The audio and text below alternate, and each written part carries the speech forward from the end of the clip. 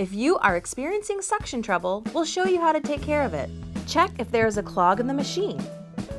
Turn the power on. With the tank removed, inspect the suction inlet for any debris.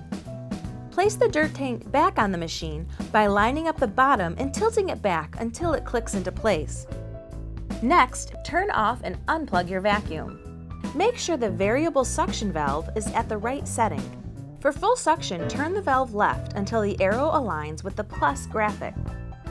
Turn the power back on. Detach the main hose from the lower portion of the machine and check the end of the hose for suction. If there is low or no suction, there may be a clog in the tank or the main hose. Next, turn off and unplug your vacuum. The filters may need to be cleaned. Refer to our How to Clean the Filters video for a step-by-step guide. Before you begin, you will need a Phillips screwdriver. Remove the lower end of the hose by pulling it out of the base.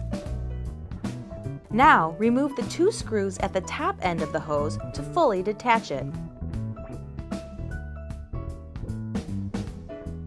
Use a broomstick handle by pushing through the opening of the hose to clear any potential clogs.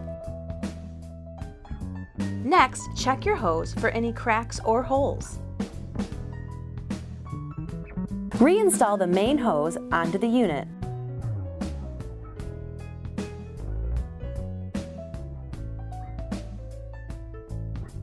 To check the belt and brush roll, lay the vacuum tank side down to expose the brush roll.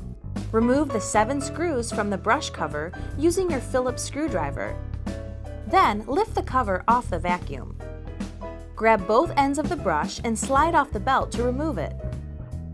Clear any debris on the brush roll or in the brush housing area and empty into a trash bin. To inspect the brush roll, set it on its end and spin it by flicking it once.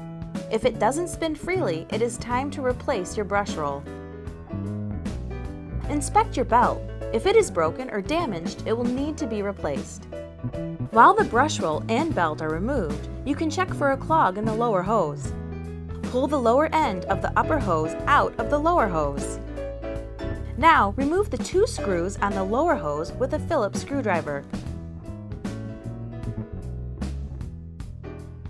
With the screws removed and the lower hose straightened, use a broomstick handle to clear any potential clogs. Once the lower hose is cleared, reattach it to the base with the 2 screws and insert the upper hose back into the lower hose. Place the belt over the motor gear and stretch the other end over the brush roll. Attach the brush roll by placing the belt side of the brush in first, then turning the other end until it slides into place. When the brush roll is on, turn it to align the belt.